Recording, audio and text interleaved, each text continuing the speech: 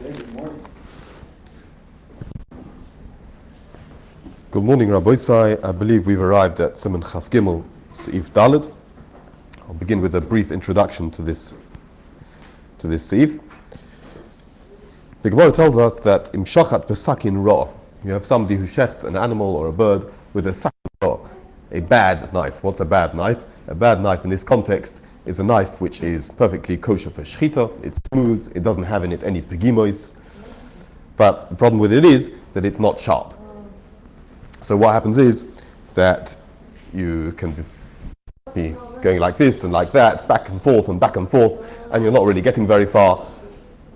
The Gemara says, "Shachat stuck in ra, afilu shachat kol hayom kulay shechita she'el."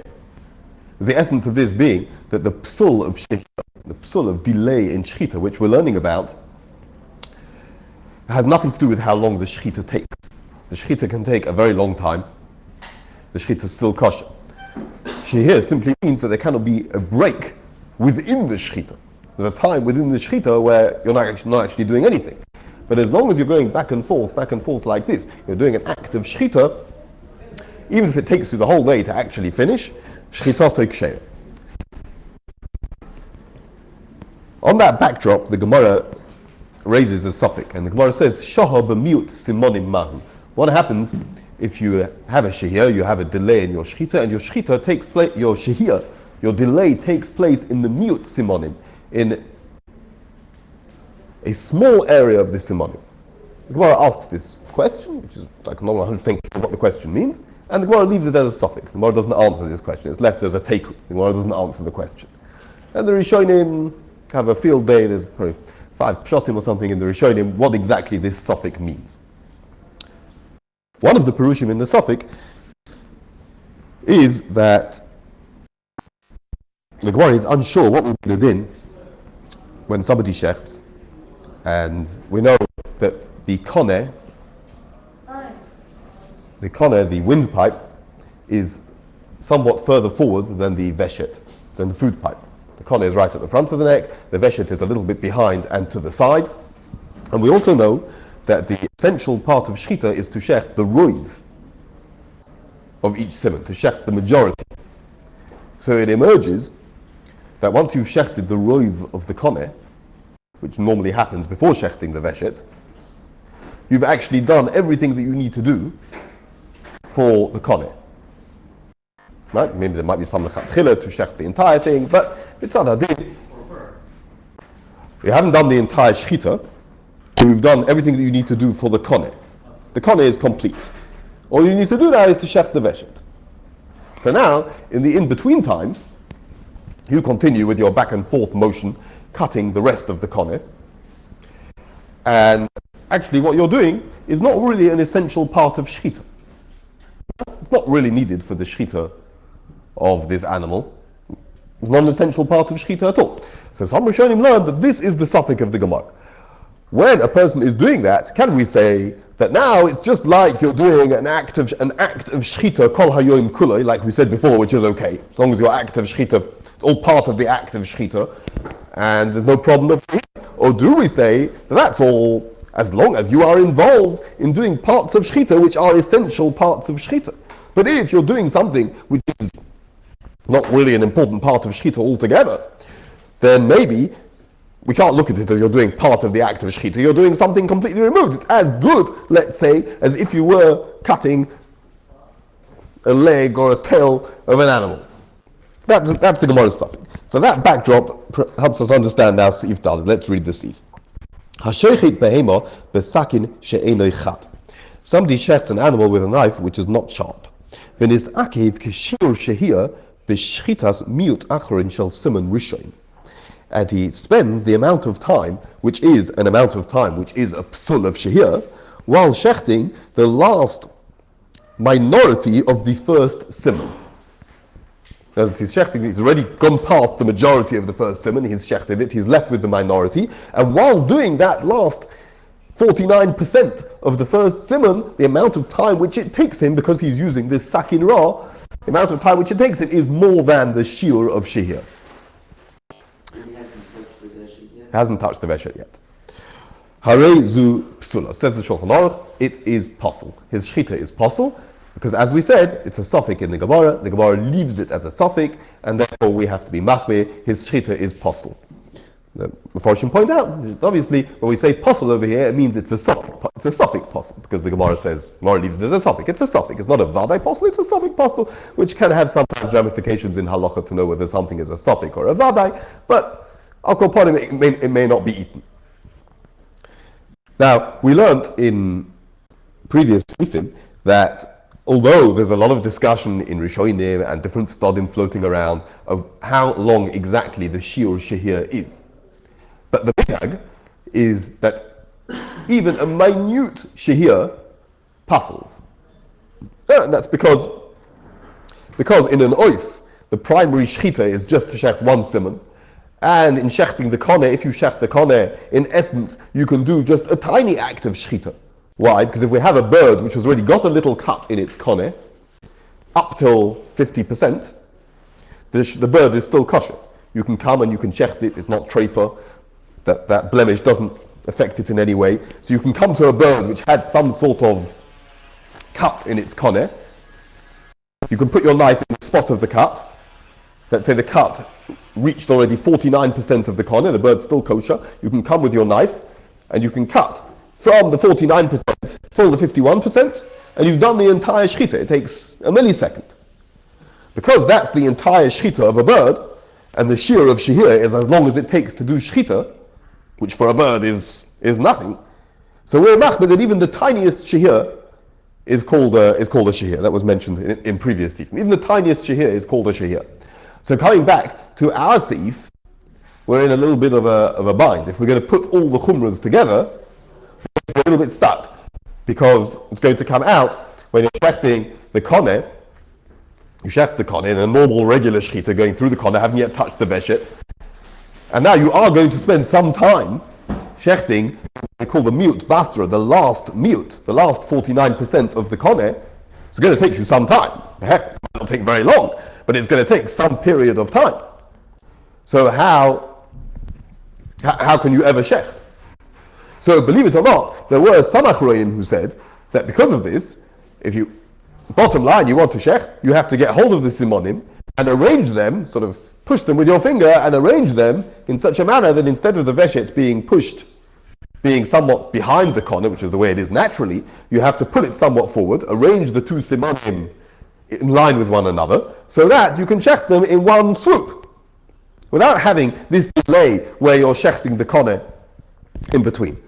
Fortunately, the halacha is not like those achronim, and we take on that one may shecht in the regular manner, because since you are still doing an act of shechita, we don't apply that chumrah over here of saying that even the last part, while you're shechting the last part of the koneh, it should be considered a shehir. Another spring-off of this whole discussion with the sakin ra and the fact that you can shecht the entire day, provided you're doing an act of shechita the whole time, is that this is limited to a situation where you are at the very least doing shechita every second. Every time you're going back and forth, you're getting a little further. So you're doing something. You're going back and forth with this shvacha knife the whole day, but you are getting a little bit further each time you move your knife.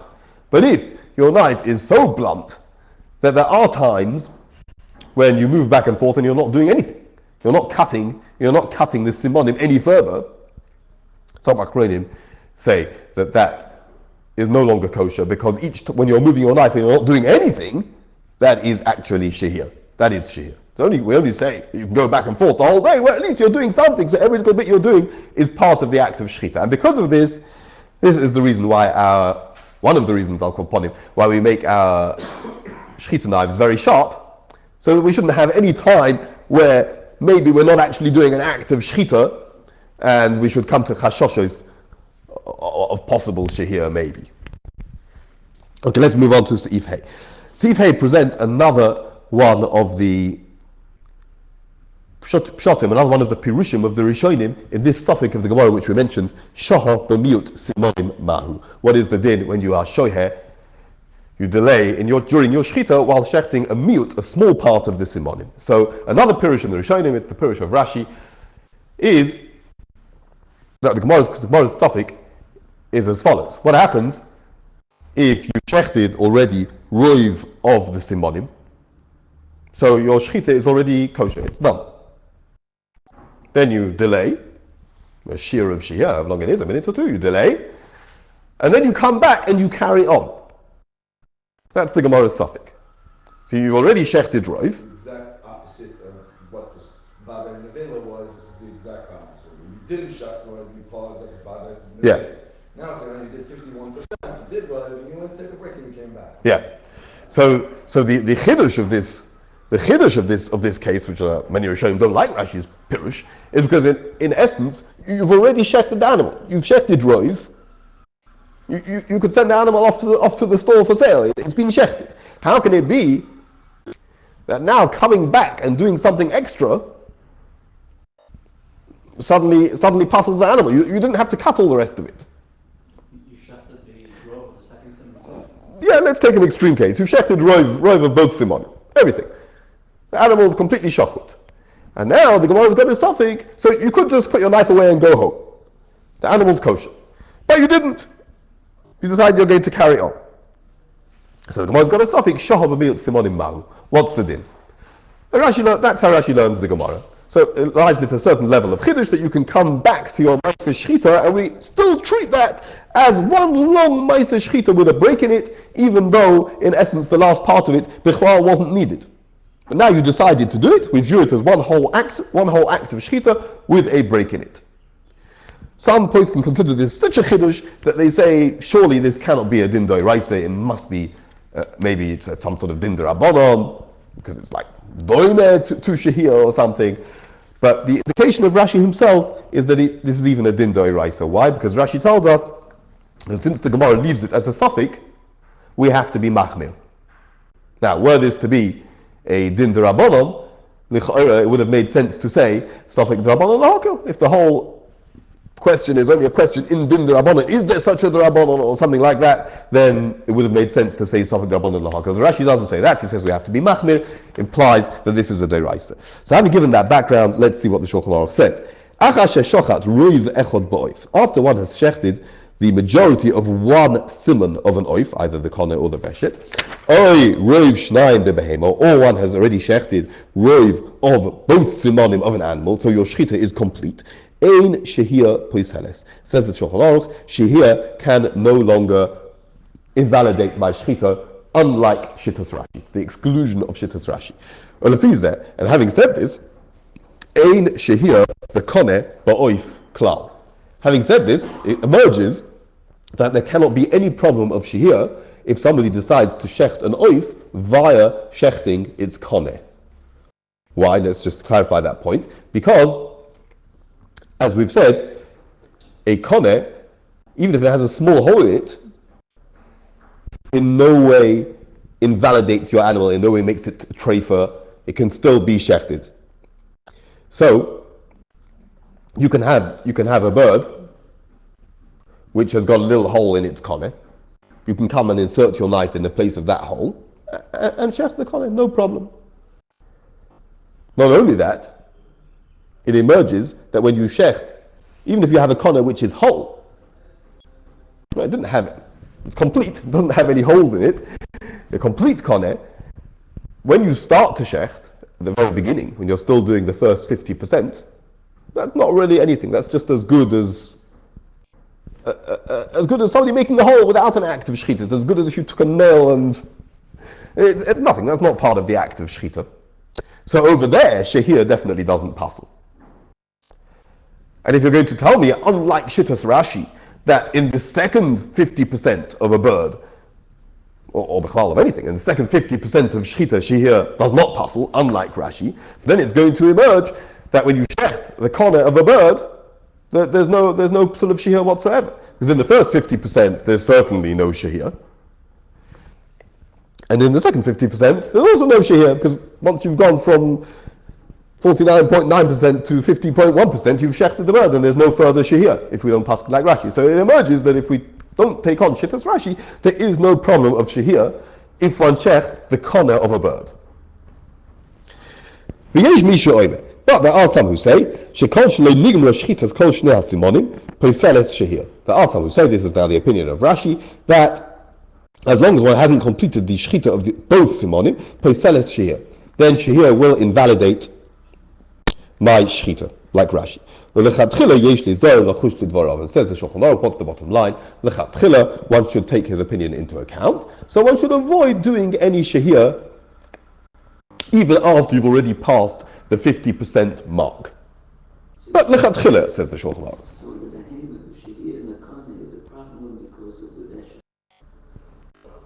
Yeah, but also, not only because of that, but another thing too, because in behemoths we have the issue which we mentioned in the previous seif, that bein simon le simon could also be a problem of shehir, because in behemoth you're still in the middle of the act of shechita, because you need the koneh and the veshet. In a bird you don't need the koneh and the veshet. Right, but per se, there's no shehir in the kana. It's only because of the fact in essence you're right. It's not because of the koneh, it's because of the fact that we need to also shech the veshet, and therefore we're still in the middle of an act of shechita.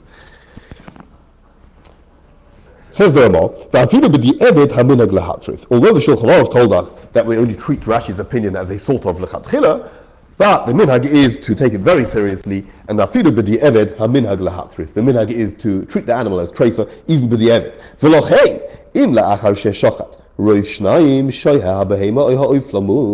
What will happen? You shecht an animal over 50%, or a bird over 50%, your shechita is kosher, you put your knife down, and this bird or this animal is still flapping around, as the nature of things is, and it takes some time for it to finish off what we call its purkus, it's flapping around after shechita. And you're waiting for it to happen, and it's not happening. So you want to do something to hurry things up a little bit.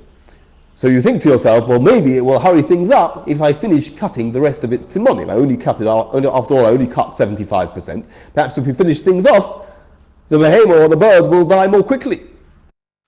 So since we are concerned for Shittas Rashi, do not pick up your knife and continue shechting, because then you're going to puzzle your entire shechita, and you're going to have to throw your behemoth or your bird in the trash, in the garbage. And therefore, says the Ramah, one should take some other implement and hit it over the head, but one should not continue shechita. And this goes to the extent that even kalim which are not kosher for shechita should not be used. For example, a sakin pogum, a knife with pegimos in it, even though it's an implement which is not kosher for shechita, so you might have wanted to argue that you can't view this as a continuation of my act of shechita. I'm using now an implement that isn't even kosher for shechita. No. Even a sakin pogum should not be used, and the Chasam Sofer takes it even further, says even scissors should not be used. One shouldn't do any act of further severing the simonim. That's it. You want to finish off the bird, do it some other way, take some other method, but one should not take a knife or any other implement and continue severing the simonim. What the time scale?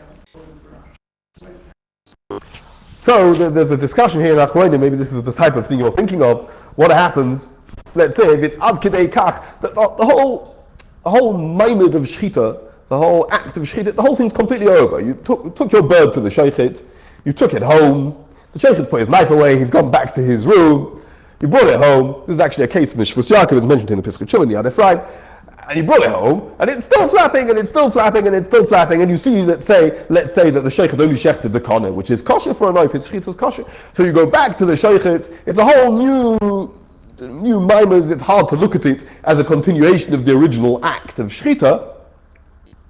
So there are some achronim in the Shvus Yaakov and others who were inclined to be lenient in this case, in situations at least of a hefsed merubah, of some difficulty, but other achronim are machmir, and they say we take this to the very end, and there's no shir, and as long as you do a further act of shechita, it joins the previous act, and it's called that you have a shehir in the middle of your shechita.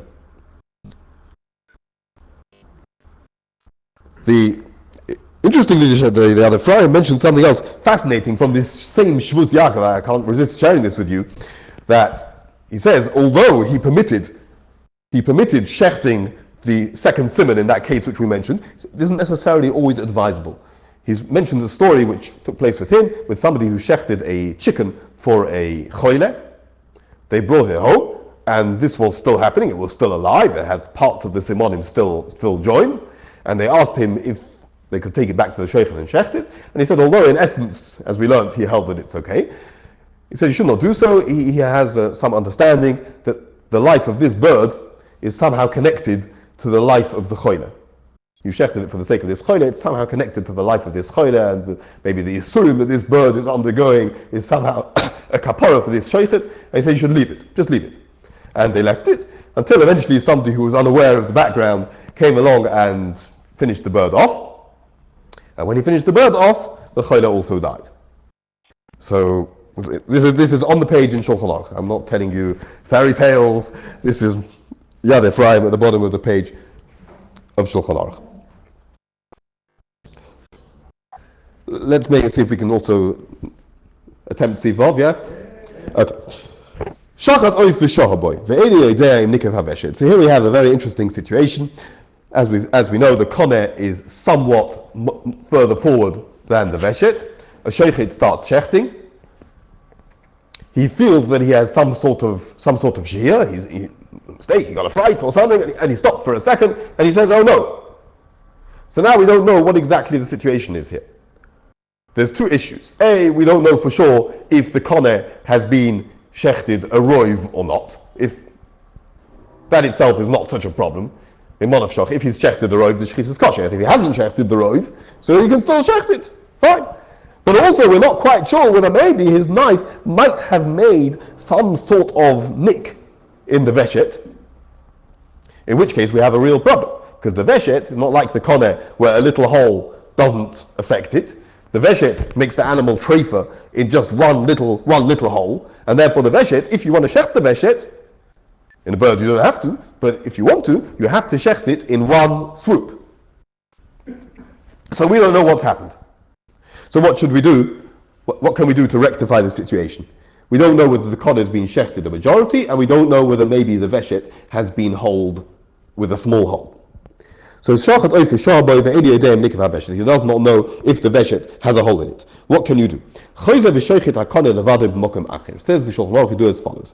Take your knife, shecht the koneh in a different spot, somewhere higher up or lower down. Shecht the koneh till you're satisfied that you have shechted a roiv. And then you wait until the bird has died, and then you start to take it apart. And what you do is, you take the veshet out, and now you do a little check on the veshet. You do an inspection, and you try and see whether that veshet has got any hole in it. At the higher point, at the point of the earlier shechita, you take it out and see if it has a hole in it.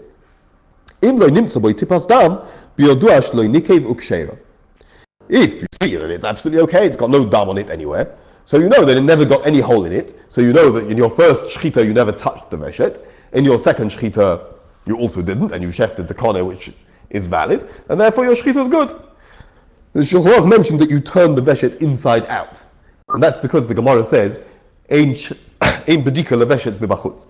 You can't check the veshet for holes and for possible drips of blood on the outside, because the nature of the veshet is such that the outside is not easily checkable, it's not easily identifiable what's going on over there. Rashi says that the outside of the veshet is red, and drops of blood won't be easily recognizable, and therefore you have to turn it inside out. The Metzius says that at least our birds, chickens, their veshet is white. But nevertheless, we don't move from what the Gemara says. The Gemara says you don't check a veshet nebachutz, you don't check a veshet nebachutz. So the only way to check it is by turning it inside out. Says the Ramah, but the custom is not to do this, is to treat the oif as being treifa. And this is because we have a principle which comes many times in the Ramah in Hilchos Shchita, ein onu bekiyin bebedikas haveshet. We are not expert in how to check a veshet. We don't know how to do this properly, and therefore you're not going to be able to do this. Even if your shehir was only clearly in the mute kama of the koneh, in the first mute, the first minority of the koneh, so you know with absolute certainty that you didn't shecht a roiv of the koneh, and you should still be able to go ahead and do shechita? No, because we're concerned that you might have made a little hole in the veshet. Once you've got your knife in that area, who knows what happens. And as we said, we're not able to check the veshet. And furthermore, not only that, one also may not sell this bird to a non-Jew the way it is. One must first kill it, and afterwards sell it to a guy. Why can one not sell it to the guy like that? Because as it stands at the moment, one could think that it's still fit for further shechita. So if you sell the bird to the guy like that, for all you know, the guy will take the bird and he'll sell it to Mr. Cohen down the road. And Mr. Cohen will see a perfectly good bird, as far as all he can see is that maybe there's a little cut in the koneh and that's all. And he'll go ahead and he'll shecht it and he'll eat it. Little does he know that this bird has got a rare, so it's got some reason to think that it might have a nekev in its veshet. And it needs to be checked, and we can't check it. And he doesn't know any of that. All he sees is a bird that as far as he can see, is fit for shechita. So one may not sell it to a non-Jew like that. One has to first kill it and then sell it to a non-Jew. Once it's killed, nobody buys meat from a non-Jew because non-Jew's meat is not generally shechted the way it needs to be. So then you no longer have any chashash. Not only, on the one hand, the Ramah says you're not allowed to sell it to the non-Jew like that, but on the other hand, you are obligated to sell it to a non-Jew. You must kill it and sell it to a non-Jew. You may not keep it in your house. Because, once again, the same chashash. It lies around your house, people forget about it, it wanders around in your yard along with the other chickens, and 2 months down the line, suddenly somebody takes it and shechts it, not remembering that this is the bird which has the chashash of a nekev in its veshet. Mishum da'anan, continues the Ramah, Mishum da'anan lo bekim bebedikas haveshet v'chashin le'nekivas haveshet. So all this entire chumrah all comes because we do not know how to check a veshet, and maybe it has a hole in it. And because of this, we have various other chumras which arise. If somebody decided to pluck the feathers from the neck of the bird and blood emerged, or somebody made a small cut in the skin of the animal's neck, and some blood emerged, even though you think that you haven't touched the simanim at all you've done is just shech the very outer layer of the animal's skin, yesh lahatrif. In all these occasions, one should treat the animal as being a treifa, to chashidim lenekivus haveshet, because maybe some nekev has been made in the veshet and we're not able to check it, so we treat the animal as treifa. But if you made a very small cut in the animal's neck, but it's only very small, to the extent that A, no blood has emerged, and B, you haven't shechted, you haven't cut the entire thickness of the skin, then then even with these added chumras, we're not going to take it so far. One may shecht somewhere higher or lower, and then afterwards you'll check very carefully the area of the cut, and you'll check for certain to see that your cut did not cut through the entire thickness of the skin. And if you see that, then you'll be able to be machshir your animal. And because of this, one should avoid plucking the feathers of the birds, which there might be some halachic reason why one might want to do it, because we're going to learn later that your knife may not be covered b'shas shchita. It's one of the 5 psulim of shchita, so you might want to pluck the feathers. But if it's possible to shech without doing so, one should avoid it so as not to come to problems of dam emerging from the neck and being concerned for possibly having made a hole in the veshet.